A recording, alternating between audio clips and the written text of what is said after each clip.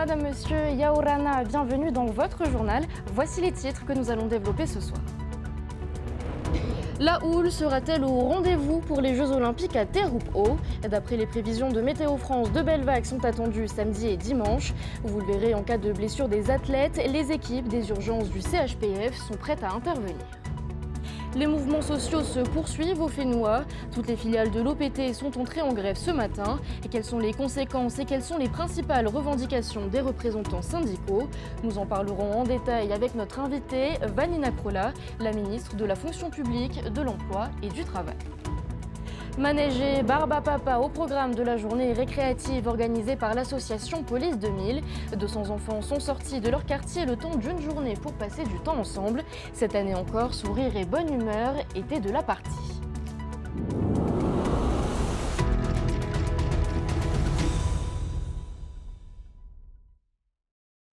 À quelques jours de l'épreuve olympique à Teahupo'o, Météo France annonce des conditions favorables pour l'ouverture des Jeux. En début de semaine prochaine, le vent pourrait s'inviter et la houle s'intensifier. On fait le point avec Zainab Anachi et Naya Bennett. La météo sera du côté des athlètes pendant le premier week-end des Jeux.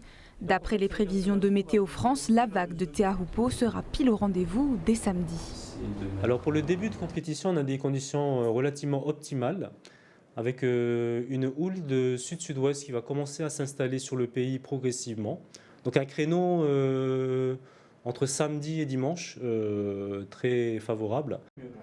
En début de semaine prochaine, c'est un tout autre scénario qui s'annonce. De fortes houles seront attendues et le vent risque de dégrader sérieusement les conditions de surf sur le site. Lundi, on a le temps dégradé qui va arriver sur la société, donc il va donner des pluies. On a des houles qui dépassent déjà les 3 mètres pour mardi et mercredi, donc avec des déferlantes ou des séries maximales qui peuvent atteindre déjà les 3,50 m, voire même 4 mètres. Donc qui peut être quand même relativement dangereux pour les compétiteurs. Pour demain matin, c'est le rôle de l'organisateur de lancer ou pas la compétition. En tout cas, nous, à Météo France, on est là pour effectivement donner les conseils, on va dire, pour que les JO se passent dans les meilleures conditions de sécurité possibles. Météo France assure que les conditions seront plus clémentes en deuxième partie de semaine prochaine. Le niveau de la houle atteindra de nouveau une hauteur allant de 2 à 2,50 m. Et qui dit forte houle dit risque de blessures pour les athlètes. Pour la sécurité médicale des JO, des équipes du CHPF ont pris leur quartier à Veirao. Le reportage de Désiré Teivao et Esther Cuneo.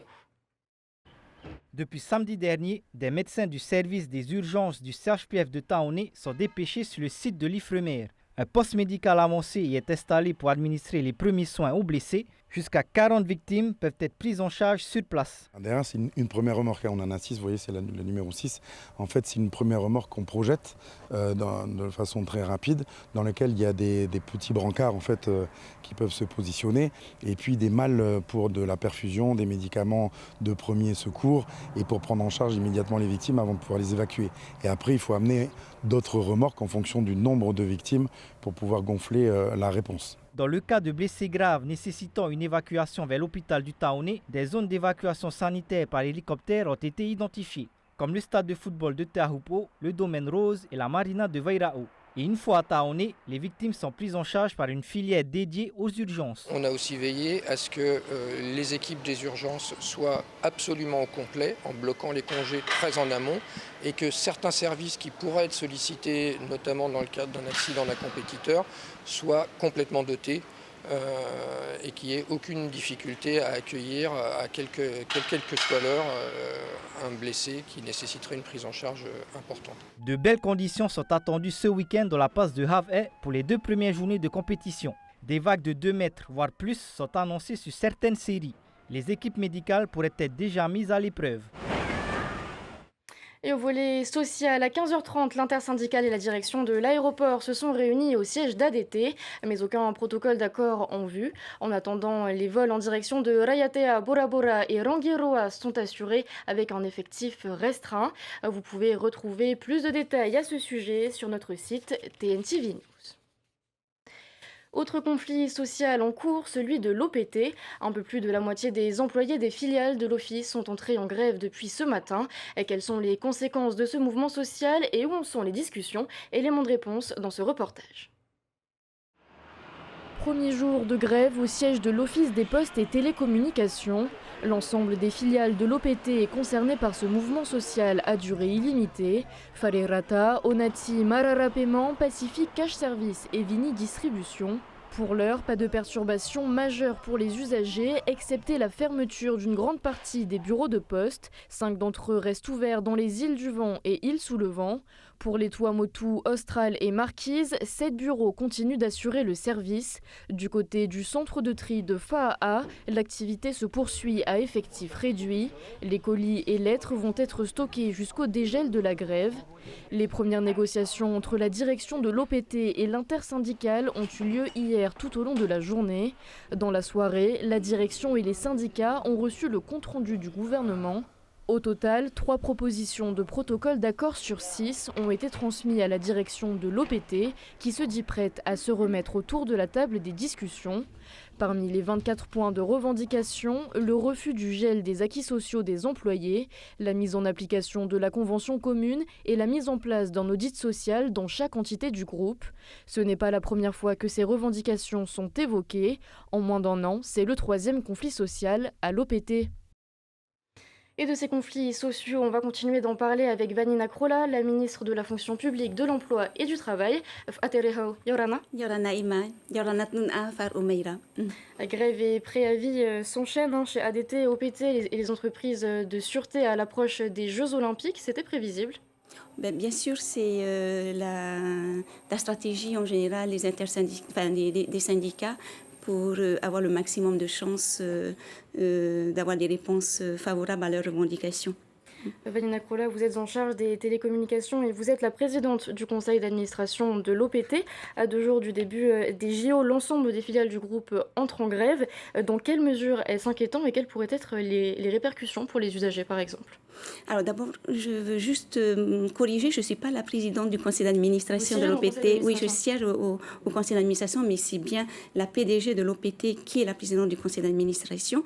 Et corriger également les chiffres d'après les éléments que j'ai reçus de la direction de l'OPT. Il y a 435 grévistes sur 1395 agents, donc ça fait 31% de grévistes. Pour selon les chiffres de l'OPT, c'était 51,37% qu'ils avaient annoncé. Ce sont les mêmes chiffres. En tout cas, moi, j'ai les chiffres de la direction. Et donc, effectivement, c'est un conflit, un conflit social qu'on prend à cœur. Il n'est pas question pour nous de traiter l'ensemble de ces revendications à la légère, même si on estime qu'on a répondu déjà à beaucoup de demandes, comme vous le précisez dans le reportage. C'est la 3e fois que l'OPT se met en grève et on a répondu à pas mal de questions. Restait effectivement le problème de la question du gel des acquis sociaux. Justement, par rapport au gel des conflits sociaux, en moins d'1 an, vous l'avez dit, il y a eu 3 conflits sociaux qui ont éclaté à l'OPT. En mai, donc, vous avez demandé ce fameux gel des acquis et des avantages des employés dans l'attente du rétablissement de l'équilibre financier de l'OPT. Les syndicats y sont fermement opposés. C'est même le premier point de revendication dans le préavis. Pouvez-vous trouver un consensus? Avez-vous d'autres solutions pour faire des économies? Alors, depuis ma prise de fonction et d'après la situation financière de l'OPT, que tout le monde sait préoccupante, nous avons demandé effectivement à ce qu'il y ait des efforts de part et d'autre, parce que les syndicats nous demandent au pays de subventionner davantage l'OPT pour justement résorber les déficits qu'il y a actuellement. Mais la position du pays, c'est de ne pas alimenter des puits sans fond. Et donc, il fallait également des efforts, non seulement de la part du personnel, mais également des agents. Et c'est à ce titre-là qu'on a demandé, effectivement, depuis toujours, qu'il y ait des efforts partagés, tant de la part du pays que de la part des syndicats et de la part de la direction. Donc, à ce titre, il y a eu des négociations sur les conventions. La convention commune a été signée en avril. Nous avons autorisé la PDG de l'OPT à signer la convention commune et nous attendions l'impact financier de ces conventions. Parce qu'on n'est jamais intervenu lorsqu'on dit que la ministre intervient, fait ingérence dans le fonctionnement de l'OPT. Ce n'est pas du tout le cas. À aucun moment, j'ai j'ai participé aux négociations. C'est bien la PDG et les syndicats qui ont participé aux négociations. Mais nous, on attendait juste l'impact financier de ces négociations.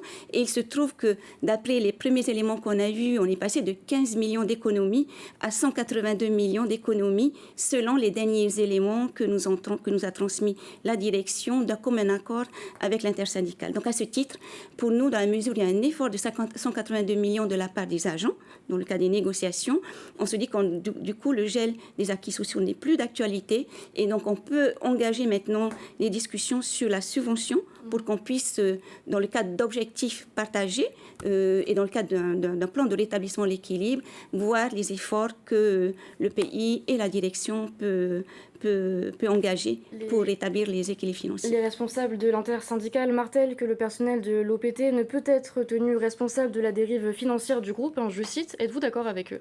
Ils ont raison, oui. Il y a eu des erreurs stratégiques qui ont été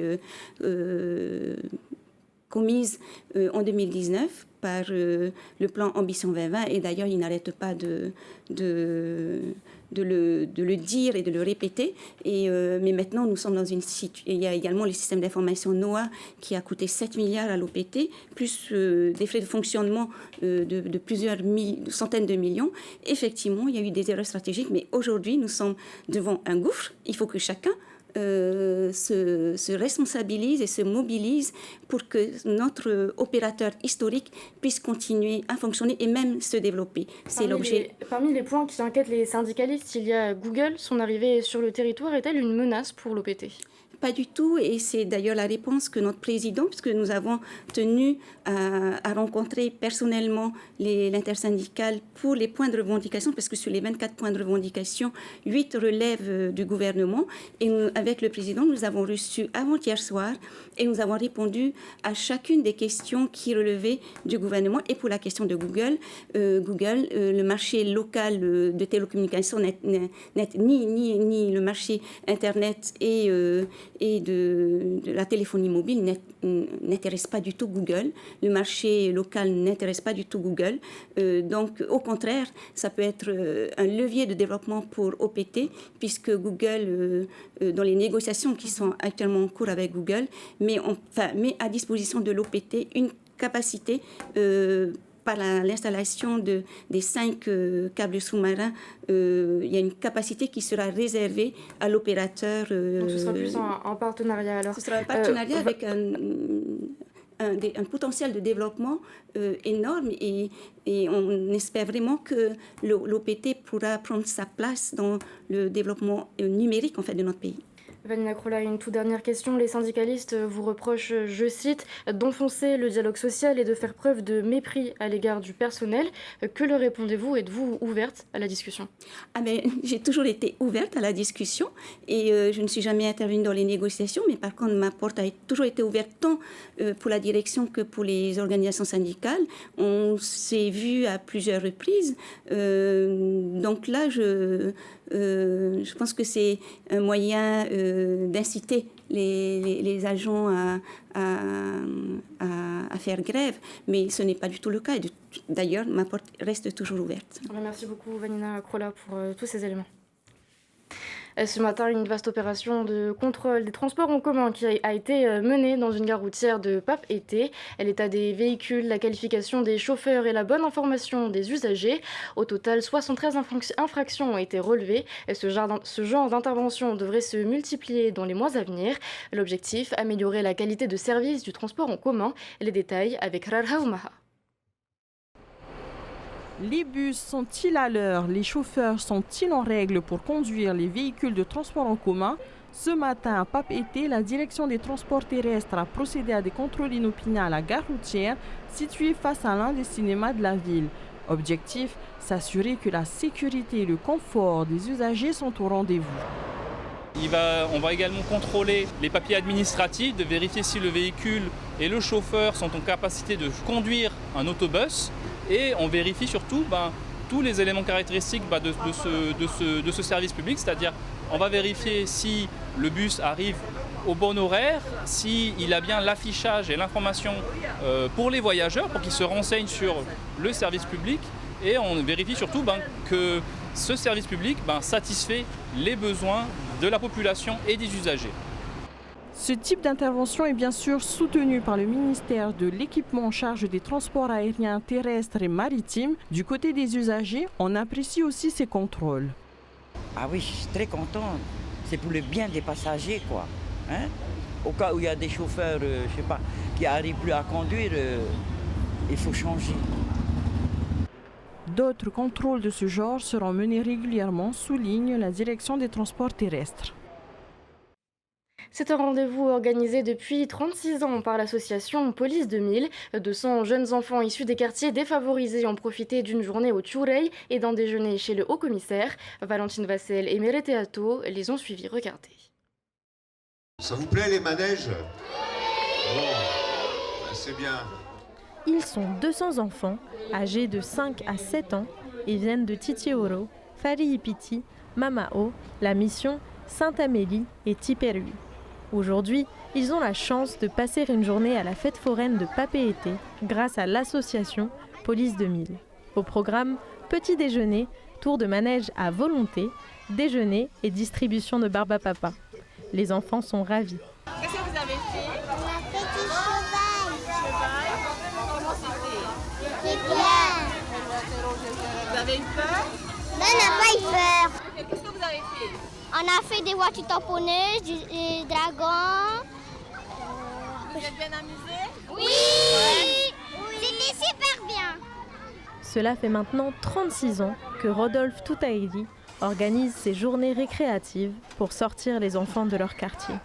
On est là pour aider nos jeunes. On sait très bien qu'il y a des familles qui sont dans le besoin, qui n'ont pas les moyens d'emmener leurs enfants ailleurs. Donc on est là, mais aussi c'est grâce aussi à nos soutiens, à nos sponsors qu'on arrive à créer ce genre d'événement. Au fil des années, c'est devenu une tradition pour la famille Porlier d'ouvrir grand les portes de ces manèges aux enfants de l'association. Quand tu vois leurs yeux briller, et puis quand ils sont dessus en train de se... mais comme mon copain Marc, on est heureux. Moi je suis heureux aussi de les voir comme ça. La prochaine sortie organisée par Police 2000 aura lieu le 21 décembre. Nous arrivons au terme de ce journal. Merci d'avoir été avec nous. Dans un instant, vous voyez Initiative Fénois le Mag, puis la rediffusion de la 3e soirée du Heivait Haïti. Vous retrouverez Davidson Bennett dès demain pour les journaux du week-end. Passez une excellente soirée. On se retrouve lundi. Retrouvez ce journal en replay sur notre site internet et notre application mobile TNTV.